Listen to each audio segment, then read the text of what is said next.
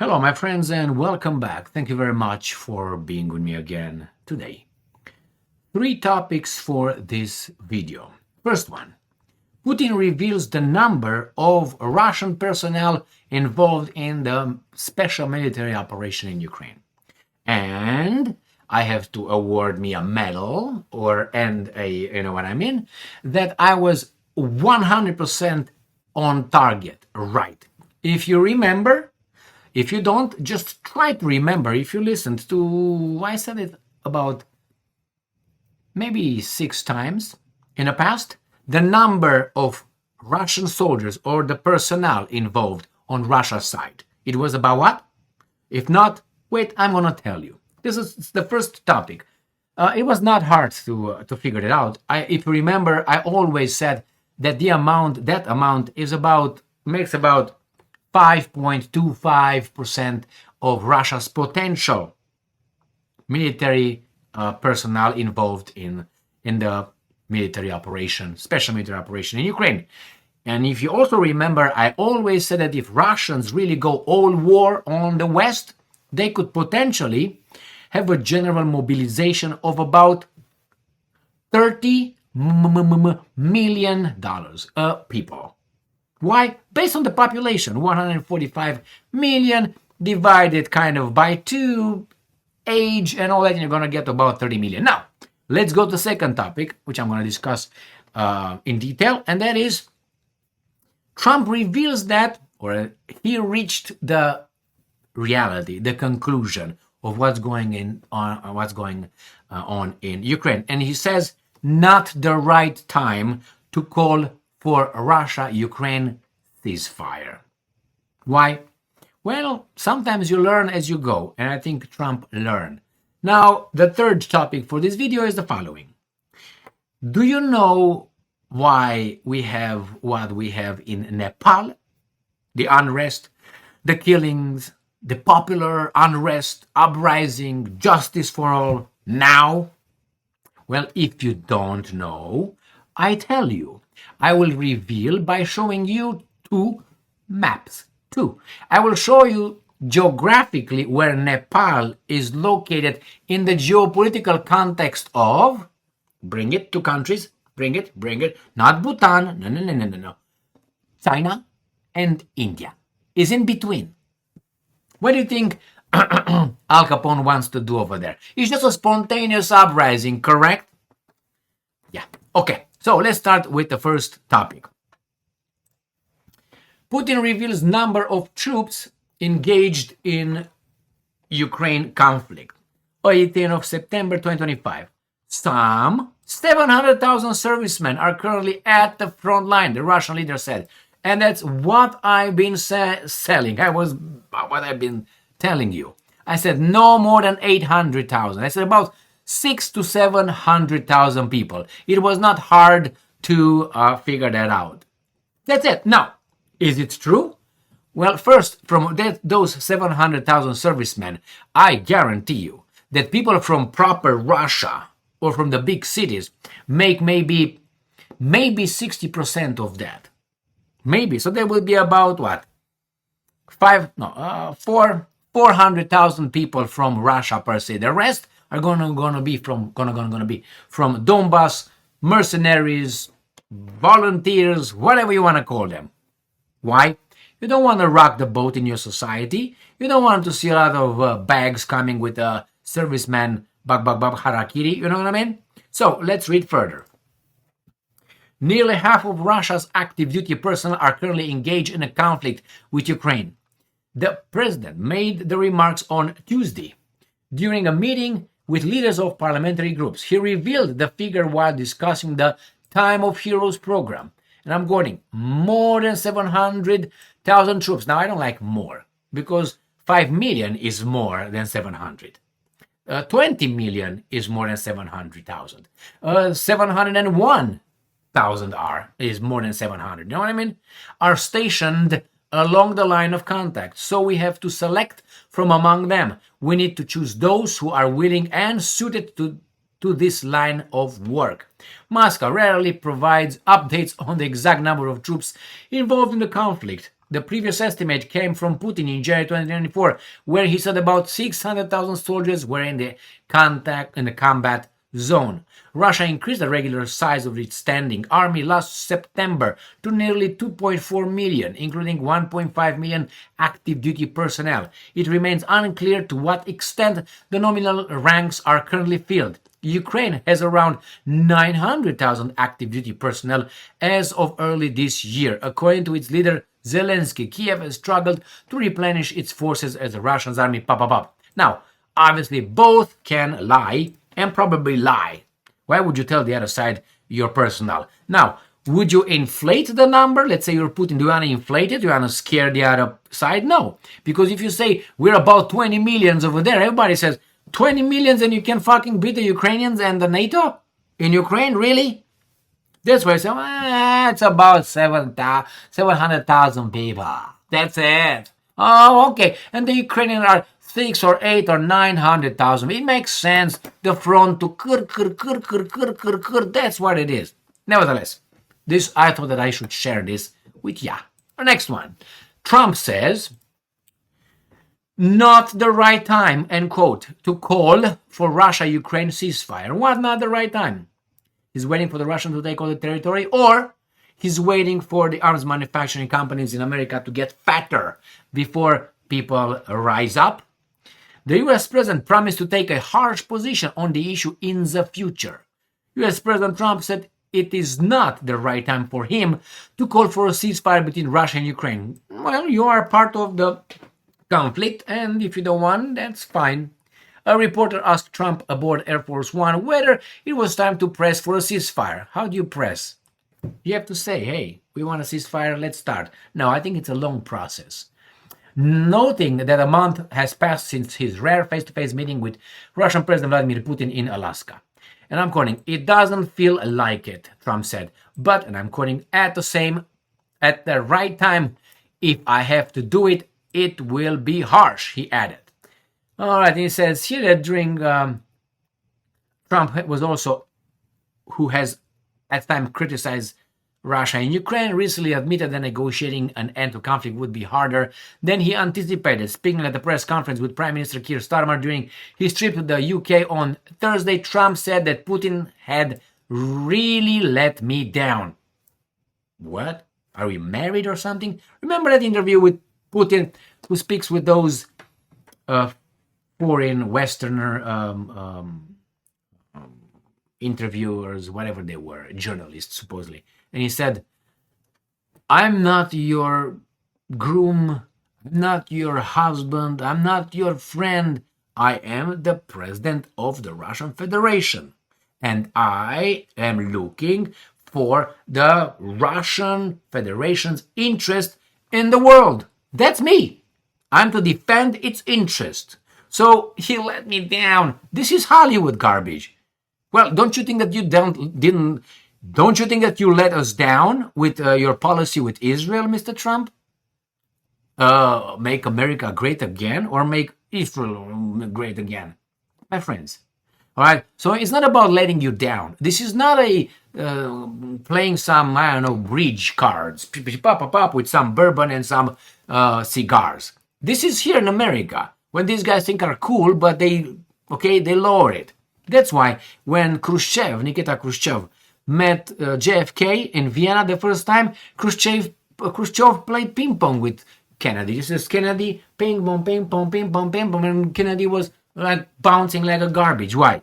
Because he was used to backroom deals. Civilized, come on, blow me. We're gonna talk, man, with the cigars here a little bit. Give me some bourbon, yeah. And he got with the guy who was through war. I think he was in Stalingrad when the garbage was over there with the Germans next door. I mean, that environment, remember, harsh environment creates what? Weak environment, or permissive environment creates weak people. There you have it. So when Trump let me down, that's not how you work. We're not friends here. Besides, Trump, just so you know, he's doing the bidding of other interests. That's my assessment of that.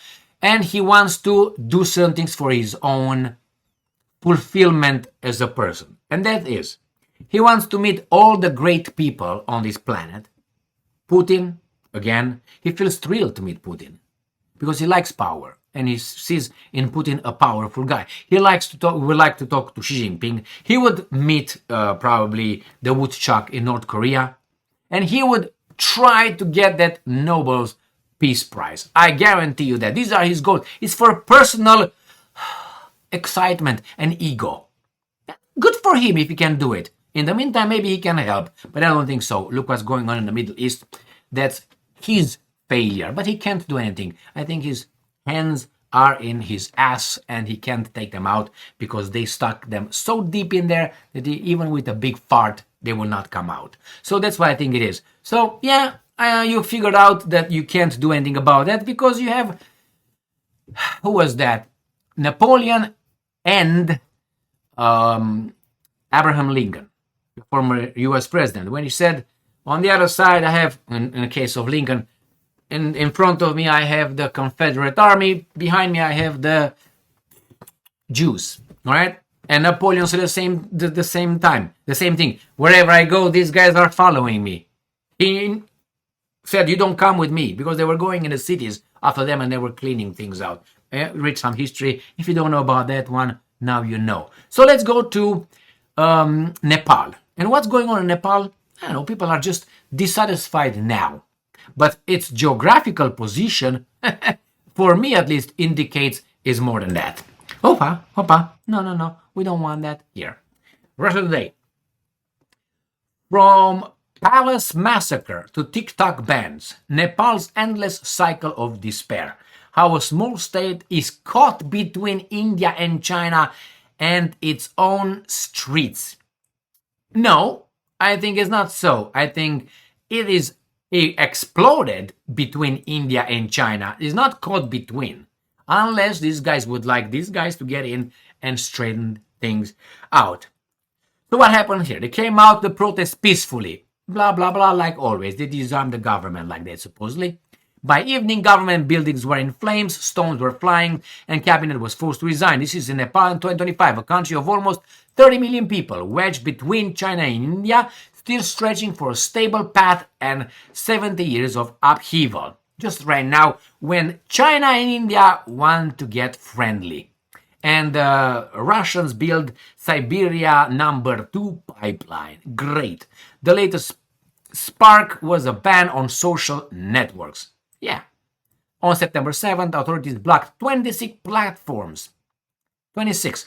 And messaging services at once. You don't have to block them. You do like the YouTube. You just make ourselves censor ourselves by blocking us. You know, you per policy, you give a strike or two, and you wonder, why did I get a strike? And you think, it's because I spoke about this. It's because I spoke about this, and you don't know which one, because they're not going to tell you. They're going to tell you whatever you fall under their community guidelines, but you're not part of the community somehow, even though you are whatever you are. And you think, what the fuck? What did I say? Well, we're not going to tell you. And you're gonna take 10 issues, let's say, and probably is none of them. So in the next videos, you're not gonna talk about these 10 issues because you're afraid these guys will close you. That's how it's done. They're not gonna tell you, don't talk about the, I don't know, Netanyahu's or the Moses. They don't tell you that. They say, I don't talk about hateful speech. What the fuck hateful speech is? And if I talk about this one and I would like to hump this one as hateful speech, I would like to smack it. No. You don't know exactly what that is because they are the community guidelines. So same here. These are imbeciles. They block you. These are still rudimentary. Like the communists. These guys here are smarter. I mean, after all, they sell and buy in the bazaar. So they have to be sneaky. I give you this that's worth $1. You give me 100 for it. I fooled you because I'm smart. I'm good with the money. Oh, pula de cal, okay? Just so you know. But the other guys are still rudimentary. We ban them. But I understand. Over there is still turmoil. Things settle down. They will become smarter with the coming of the Western intelligentsia and telling them, hey, guys, we don't do it like that. Do it like us. Make the imbeciles think that they have freedom of speech, but then make them censor their own thing, their own, how do you call it, content. That's why they do it. The YouTube. Do you think I wouldn't like to say certain things? But I've been taught. Don't do this, boom. What did I say? Oh, I did it. Oh, okay, so what am I supposed to say? You figured it out. What do you mean you figured it out? All right, let me show you the map. I have two maps here. I'm going to start with this big, beautiful map, which is right here. It's not coincidental that this guy's in Nepal. This is India, just so you know. This is China. I will try a better map. This is Nepal right here. This right here. This between Tibet, all right, the Himalayas are here. The Chomolungma is right here somewhere. Remember the how do you call it? Everest. It's somewhere here. Nevertheless, this is Nepal, between Nepal and Tibet, Pakatsapa. This is India. All right, this is India right there. So this between the two countries, and the pipeline is through these guys going to Mongolia. Got it? Let me show you another pipe. Another right here. This is Nepal with blue, blue, blue Christmas. All right, here is Tibet, China that is, and this is India. Right in there, man, right in there. The problem is New Delhi is over there, Lhasa is here, and Beijing a little bit that way. I do not think that this was a spontaneous demonstration. I give it zero credibility that it was a spontaneous one. So it's the same thing as almost always. In Romania, remember, in 1989, it was a peaceful protest. And then there was a coup. And then in Ukraine, in the Maidan, it was a peaceful protest. They start in Serbia, peaceful protest. These are peaceful protests, and they see how far they can go. They activate their little cells over there. They, in the meantime, buy and sell the authorities. Some people don't look over there. Some people cooperate with outside foreign agencies, and that's it. And then the population, with the people among them, commit crimes. Do you think that Ceausescu, the Romanian dictator, was killed because, oh, we are here and we're going to decide to kill him? There was an order from outside. What are you talking about? On the 25th of December, the holy day of the Christians. Romanians are Christians. Killed him on the holy day of your Savior's birthday? You're telling me that? Who doesn't give a shit about that date? I'm telling you who. It's not the Muslims. It's not the Buddhists. Right? It's not the Hindu. It's not the, how do you call the other guys from Shinto, from Japan. No. It is the, I'm listening, everybody say it. Okay? They're the only ones that hate that guy. Nobody else hates that guy. The Islamics, the Muslim, consider Jesus Christ a teacher. A very, not a holy man, not a, like, not a son of God, is for sure. The other guys don't care. The Buddhists and those, they don't look at this like that because they're not like that. There's only one group that wants to take a shit on your Easter and on your Christmas. Who's that group? Who's that girl? Huh? Who's that guy? Who's that group? I tell you. Those guys. All right. So in case of this Nepal and Tibet and India, I guarantee you this was organized from outside. And it was triggered on certainly on the population's disagreement, and maybe they were sick of the government. I don't know deeper than that. Actually, I have some neighbors that are Nepalese. I'm going to go and talk to them, but I don't expect to get much out of them, especially now. So that's with that. They're all always happy. Remember, if you don't remember, I tell you. There's one of the books I read when I was much, much younger. It's Psychologia Masselor. That's called Psychology of the Masses. That's very, very good for you to read. I can remember Gustav, come on, what's his name? Gustav something. The Psychology of Masses. Gustav, I can't remember. Whatever. So go and check it out. And explains how that, there was one of the books I read then. Okay. So they tell you the psychology of the level of intellect of a group is equal with the lowest intellect in that group. So if you have a baboon of 68 IQ, that's the level of the group. Even if you over there, you have 120 IQ. The level around you drops to that level and will be hijacked and maneuvered however they want based on that level. Not on you. Whoa. We should not enter pong, bing, boom, boom. Why are you supporting? You can't say shit because the level is to have 68. I'm just giving you 68 and I'll say 69. Oh, 69. My bad. Thoughts. Anyway, so that's how it is, my friends. In Nepal, it's going to be even worse. And you know who's going to come over there to help? Guess what? The West. The problem is, if you look at this map, I don't know how much access the West has. Through what? Definitely not through China, definitely not through India, definitely not through Bhutan and Bangladesh. And how are they going to get there? Through Bangladesh? That's India right there. What are they going to do? So I'm not certain.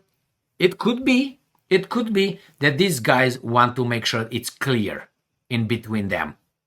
Could be. But what the hell? You have the Himalayas here. I mean, you already have a natural barrier. Who's going to come through that? The Nepalese military or what? NATO? The NATO are...